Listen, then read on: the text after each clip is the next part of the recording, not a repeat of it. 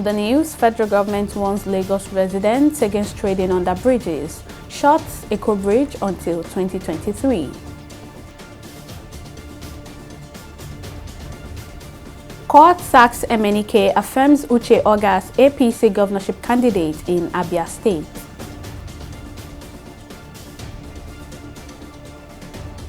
And INEC chairman says despite attacks, commission will conduct fair elections in 2023.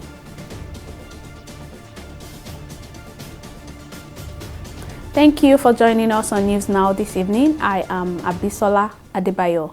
The Minister of Works and Housing, Babatunde Fashola, has backed the passage of tough laws to ensure the protection of bridges in Nigeria. The minister made the declaration during the inspection tour of the recently burnt Eco Bridge at a press briefing on the rehabilitation and repairs of the Akpongwon and Ijora-Olopa section of the bridge. The former Lagos governor emphasized that stopping people from trading under the bridges is a collective task and effort.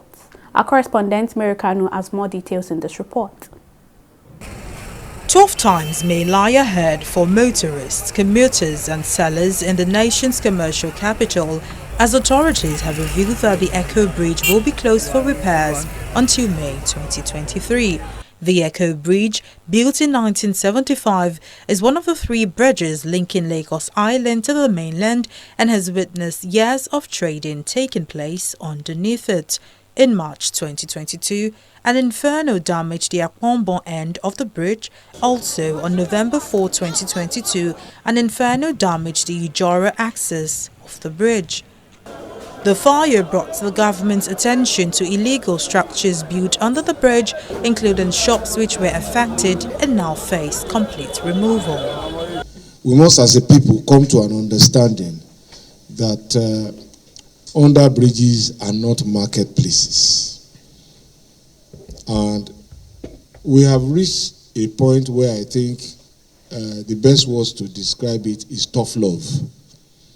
Because if we do not show tough love, one day those columns are going to come down and they are going to kill people very, very extensively. I don't want to be here picking bodies, mangled and dead bodies under tonnage of concrete, but we are slowly getting close. We must decide to live the right way. But the Lagos State government will help us to live the right way. But we need your support. Let's educate ourselves so that it's not that you don't want them to work. No, that is not a market. That is not where to sleep. You can't be sleeping under the bridge. The contractor and other partners gave a brief of all the work done so far to ensure speedy construction and traffic diversion. So we start by, of course, removing all of the loose concrete, sandblasting the piers and removing all of the loose concrete. Okay, also here we are still sandblasting, removing. Then we have started here by installing the main reinforcement. I'm going to go back to my suppliers and see how I can fast track the supply of the bridge components that were ordered, okay, and use them on this newly burned section and try and see if we can finish it within the timeline, the time allocated to finish the Akpongwon. That would be great. This is our expectations. This is what we are planning to do. Hopefully we'll be able to. The Lagos State Commissioner for Transportation explains the traffic management architecture and how motorists could navigate due to maintenance work on both bridges. You can now there's another route underneath Akpongwon Bridge, which can take you to Leventis, etc. And then you then come up, ramp up, and then continue to the island. So those are the main options apart from Third Mainland Bridge that you can take. We would have a lot of LASMA, FRSC working together just to make sure that we can guide people through those alternatives. So that's the alternative for now. As work on the bridge commences and traffic is being diverted from these affected areas, the Lagos State government has called on residents for teamwork to ensure speedy completion of the bridge. Mary Kanu, TV360, Nigeria. A federal high court in Abuja has affirmed Uche Oga, the former Minister of State for Mines and Steel Development, as the duly elected governorship candidate of the All Progressives Congress in Abia State. In a judgment delivered on Friday, the presiding judge, Binta Ayako, nullified the candidacy of Ikechi Emenike, who was earlier recognized by the Independent National Electoral Commission (INEC). The Abia APC had held parallel governorship primaries in the state that produced Oga and Emenike as candidates of the party. It's a straightforward case. We have always argued that from the beginning. The party ordered for direct primaries, and we complied. Our client complied with that, and he emerged the winner. INEC corroborated that and filed their report in court, and the court said no, based on the provisions of the law.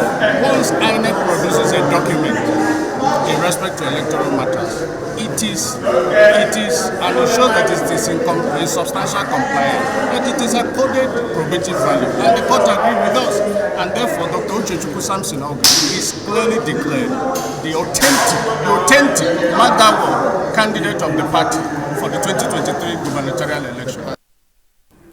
With just a little over 1 month into the election campaign for the 2023 general election, the Independent National Electoral Commission (INEC) is seeking the support of security agencies to crack down on perpetrators of physical attacks.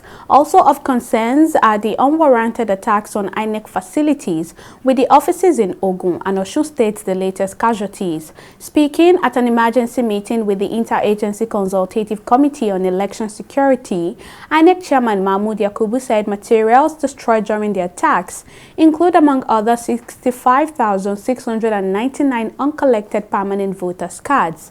Also speaking, the National Security Advisor to the President, Babagana Mungono, said no individual or political party would be allowed to disrupt 2023 elections, adding that President Muhammadu Buhari has already given directives to all the security agencies to deal with electoral violence.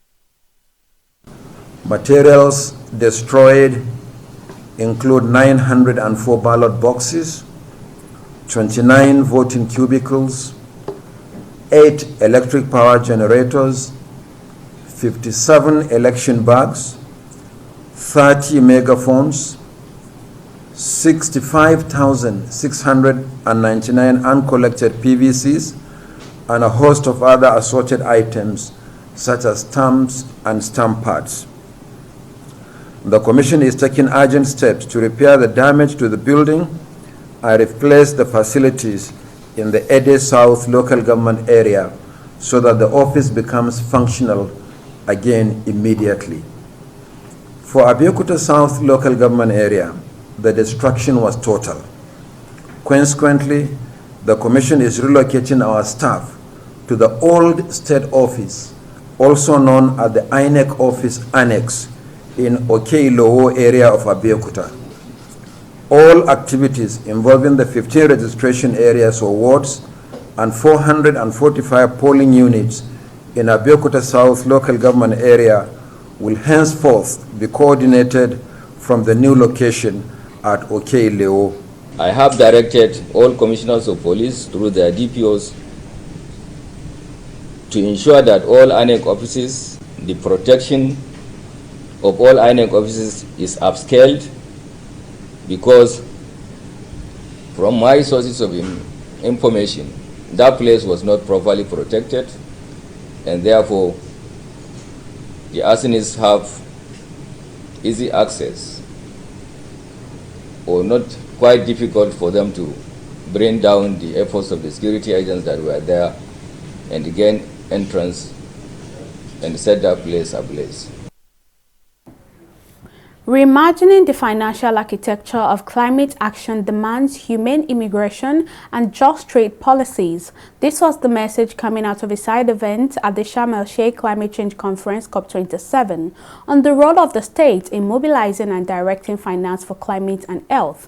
Speakers emphasized that finance flows remain inadequate and that effective climate action requires investments from both the private and public sectors. Political and economic leaders have called for just trade policies and highlighted the power of equitable international financial structures in addressing global problems. And it was to help us gain insight into proceedings at the ongoing summit. I earlier spoke to Yusuf Kelani, who is an environmental expert. He's currently in Sharm el-Sheikh, the venue of the conference. And I asked him to bring us up to speed about events that have taken place so far at the summit and the message that was passed today at the ongoing summit. As you are well aware, there were the agreement reached in Paris in 2015. Countries were being encouraged to, meet up and fulfill their commitment. But the COVID was a challenge that happened that a lot of countries could not meet up. Then also the emergence of former U.S. President Trump, who pulled out of that agreement, and then some other countries will have to pull out. So it affected the commitment from other bigger nations, which was a major challenge. After the COVID, we had the COP26 in Glasgow, which was a renewed effort at bringing the world leaders back to the table so that they commit themselves to the agreement made in 2016. So this year, today, Mr. Joe Biden was there, who pledged some form of climate finance as funding to Asian countries and African countries. And I'm majorly concerned about the African countries now. So he's given us some support to African countries in mitigating the effects of climate change. Financing has been, on the front burner of this particular summit. Well, African nations have made demands for monetary commitment from all these developed nations that you mentioned. Do you actually think that money will solve the issues of climate change in Africa? Yes, definitely. It is called climate finance, climate funding. For example, in Africa, we have the challenge of energy, and we have economic challenges. A lot of the countries in Africa are war-torn countries. Now, when someone is hungry, you cannot tell him about climate change, even though it's going to affect him. Now, also, we have a situation where we have governments in different African countries who are yet to give true leadership. We can't run away from that. And as a result, we are not keeping to environmental rules in our various countries. And that's why we're having the issue of flooding and every other thing. And in order to combat these things, you need funding. For example, we are talking about renewable energy, and the solar panels are extremely expensive. Now, if we talk about the effect of climate change, you have to look at the causes, and 95% of the causes of the ozone layer depletion is caused by the bigger nations. Now, the effect is not restricted to them, the effect comes to us. So they need to commit some funds to help African nations. So if we are saying that we should stop the use of coal, for example, we have to use alternative energy sources, which are expensive and which must be affordable if you want the African countries to abide by their agreement. So we need this support. Well, that was Yusuf Kelani, environmental analyst, giving us updates about ongoing discussions at the COP27 in Egypt. Moving on, the Police Service Commission has promoted the Divisional Police Officer of Bompai Division in Kano, Daniel Ama, from Chief Superintendent of Police to Assistant Commissioner of Police. Ama, in April 2022, handled the matter where a suspect, identified as Ali Zaki, arranged with armed robbers to trail and rob a Bureau de Change operator. He had met to change $750,000 and was said to have been offered $200,000 through a bank staff to suppress the case after an investigation linked Zaki to the case. He, however, rejected the offer. Speaking during a special plenary of the commission, the acting chairman of the Police Commission, Justice Clara Ogumbiyi, says although Ama had just been promoted and lately honored, the commission is thrilled by his integrity and honesty. He has been honored by various bodies, which is a matter of common knowledge, and the president also honored him, and everybody saw it on the news. It was in the papers, and it is not something in the hidden.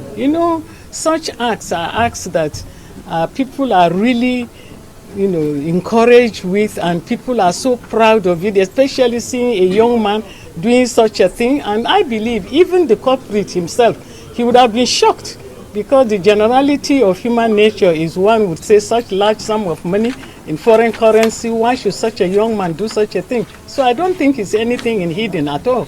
is something that is well on the hilltop. Acts of honesty is appreciated, and this is what this government is all about. This government is preaching that we should be honest, we should be transparent, the nation should be corrupt-free, and we want the community of nations to know that Nigerians too are honest people. First of all, I acknowledge that this success story was not born out of lone effort. There are eminent personas with us and those before us, those with unquenchable desire towards excellence. From them, we draw our inspiration. The Director General of National Council for Arts and Culture, Segun Rushewe, says the 2022 National Festival of Arts and Culture, NAFEST, is designed to position Nigeria's diverse, rich arts and culture to promote national unity and integration. Rushewe made this known to newsmen at the ongoing festival hosted by Lagos State at the National Sports Institute in Surulere. He urged participants to utilize the platform to learn cultures from other states and tribes and also focus on creating a united Nigeria. There's details in this next report. The National Festival of Arts and Culture is one of the major cultural festivals in the country that promotes heritage, develops national unity, as well as economic empowerment. This year's event, themed Culture and Peaceful Coexistence, attracts contingents from all over the country. Essay writing, music, dance, indigenous fabric and fashion designs, among other things, graced the colorful occasion.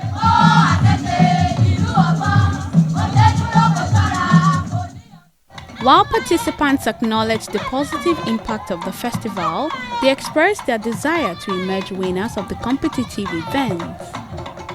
I'm here to win because my master doesn't want anything less other than winning, and that's why you see me here, and I'm following up every event as they go on. It feels like, okay, Kogi State has maybe the best culture, or they have the best sound and everything, but sitting down watching these other dances and cultures and everything, it has made me realize that every culture is actually beautiful in their own diversity. Exhibitors at the festival says they are hopeful that the event will promote their business as well as announce their craft to potential customers. Actually, we just started selling because the event just started today. Yeah, so they have been coming pricing. Some people have been buying, but we still have hope that more people will still coming. I expect it to promote my business as I'm seeing as the thing is going on now. But though market is not yet moved, so but we are still looking towards how it's going to be. Because anytime they're organizing NAFES, if you come, you will sell your product, and you can even make a customer that you can collect your phone number, so they will call you, give you your order to make it, and a lot of experience. Speaking on the importance of the event, Chairman of the National Festival Planning Committee, Segun Rushewe, explained in his office that the essence of the festival is to ensure that Nigerians from all ethnic divisions remain united and enjoy a peaceful nation. In view of the present situation in the country, we need to be more serious this time and promote our peaceful coexistence as a people. In the recent times, we hear of so many negative things. And somebody was saying some time ago that the guys involved were not even Nigerians. So we need to have a very good relationship amongst ourselves. So living peacefully, there is no investor that will ever come to your country if there is no relative peace within that. With over 12,000 participants at the festival, Rushewe says he is optimistic that Lagos residents will enjoy far-reaching benefits as the event will further improve the economic potentials of the state. Abisola Adebayo, TV360 News. We'll take a break here, but still to come. Federal Airport Authority of Nigeria reopens Lagos Airport runway 4 months after closure. Details of this story and more right after this break.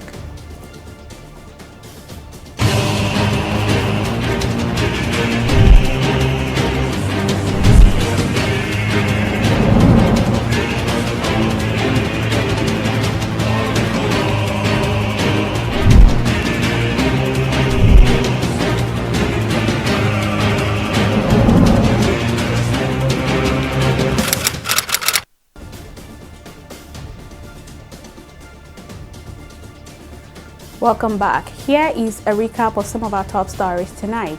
The Minister of Works and Housing, Babatunde Fashola, has backed the passage of tough laws to ensure the protection of bridges in Nigeria. The minister made the declaration during the inspection tour of the recently burnt Eko Bridge and at a press conference on the rehabilitation and repairs of the Eko Bridge burnt section, that's the Akpongwa and Ijora Olopa section. The former Lagos governor emphasized that stopping people from trading under the bridges is a collective task and effort. We also told you that the Federal High Court in Abuja has affirmed Uche Oga, the former Minister of State for Mines and Steel Development, as the duly elected governorship candidate of the All Progressives Congress (APC) in Abia State. In a judgment delivered on Friday, the presiding judge Binta Anyako nullified the candidacy of Ikechi Emenike, who was earlier recognized by the Independent National Electoral Commission. Well, in case you missed any of our news bulletin or for more updates, do log on to our website on www.tv360nigeria.com. You can also follow us on our social media platforms on Twitter, Instagram, and YouTube at TV360 Nigeria, on Facebook or at TV360 Online.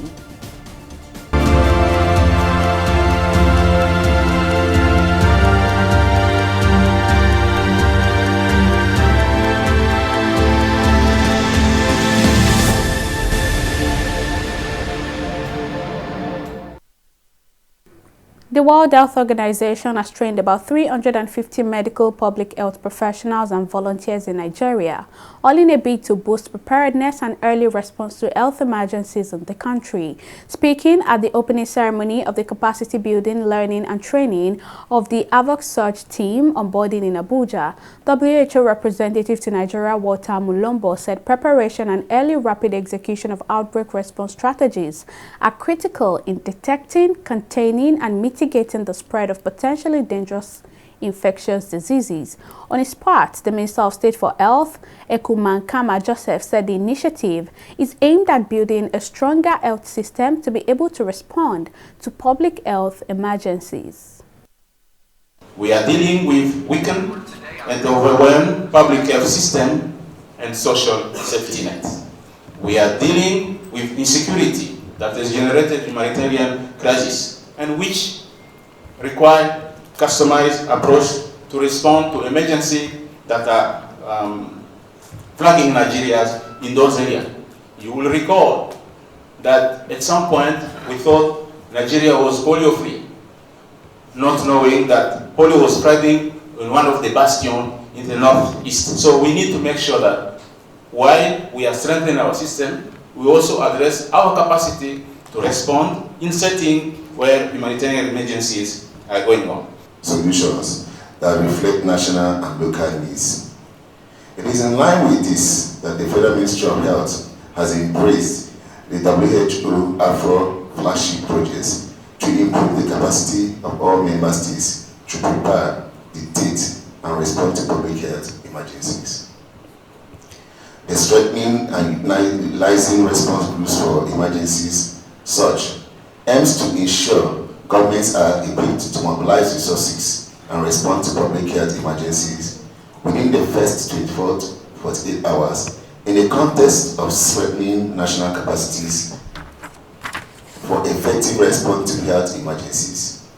It is government-led and builds on existing sources with full participation of relevant national and sub-national stakeholders for a collaborative multi-sectoral support system. We'll take another break now and return with more stories in business, international, and in the sporting scene.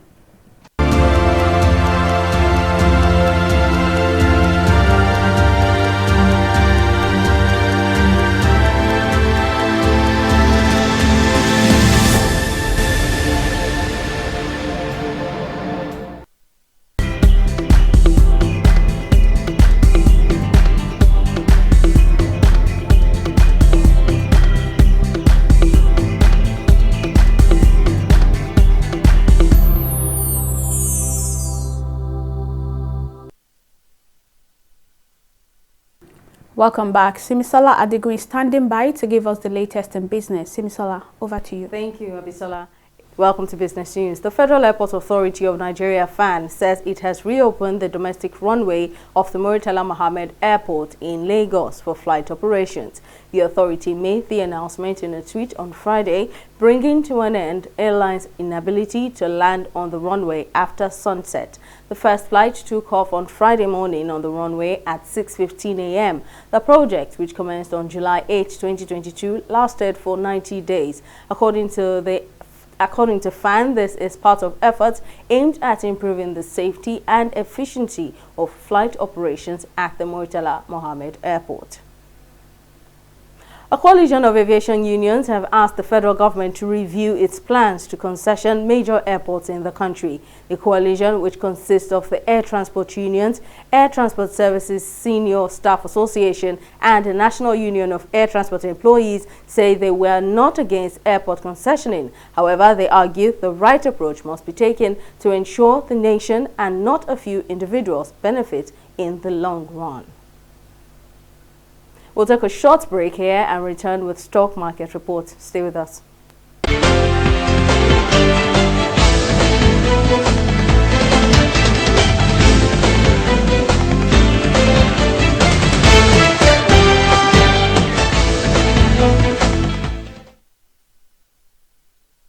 In the review trading week, investors bought mostly banking stocks amid sell-offs in insurance, consumer goods, oil and gas, and industrial stocks, all of which led the markets to a positive close on Friday. Appreciating by 0.06%, the market's all-share index also inched up to 43,968 basis points, while market capitalization stands at 23.9 trillion naira. Friday's top gainers, Geregu Power PLC and E-Transact International, placed the markets high with their combined 160 naira 70 kobo. Now in total, 108 listed equities traded 209 million volume of shares valued at over 2 billion naira in 2,942 deals.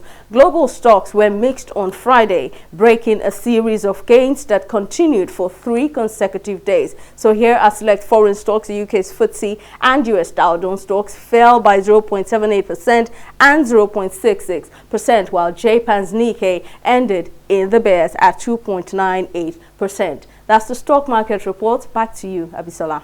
Thank you very much, Simisola, for that update. Former Israeli Prime Minister Benjamin Netanyahu will receive an official mandate on Sunday to form a government that could be the most right-wing in the country's history, sparking concern at home and abroad. After a period of unprecedented political gridlock that forced 5 elections in less than 4 years, polls on November 1st gave the veteran leader and his far-right allies a clear majority in the 120-seat parliament, likely sealing Netanyahu's return to power. 64 lawmakers recommended that President Isaac Herzog appoint Netanyahu to form a government, a presidency statement said on Friday, following several days of consultations. Netanyahu led Israel from 1996 to 1999 and then again from 2009 to 2021 in a record tenure in office.